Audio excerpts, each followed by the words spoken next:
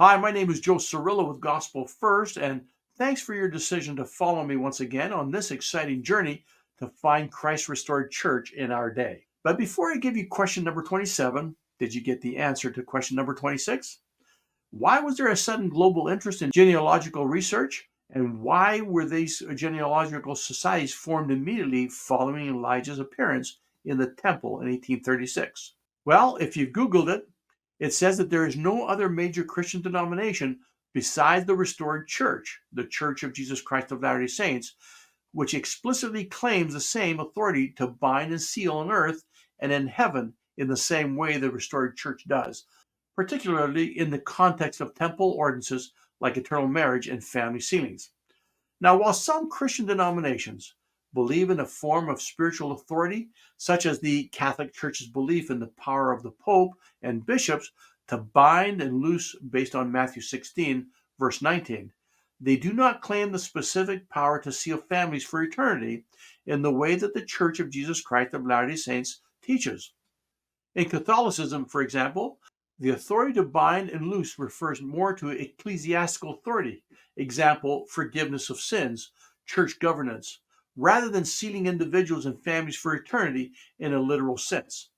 The Church of Jesus Christ of Latter-day Saints doctrine of eternal families and temple ordinances, restored through the prophet Elijah in 1836, is unique and central to its theology.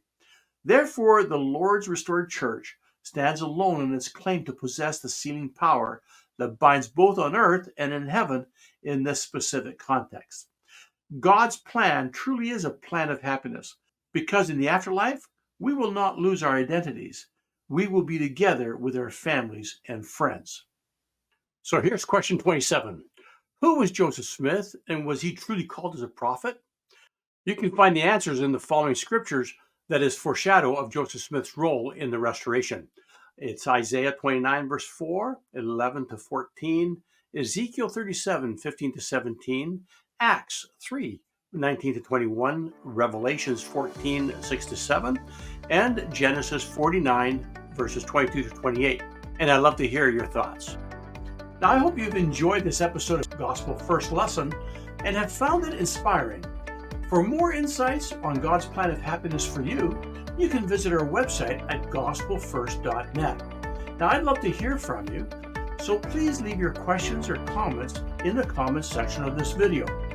Also, you can help me spread the good news of the gospel of Jesus Christ by hitting the like, subscribe, and share button. Together, we can make a difference.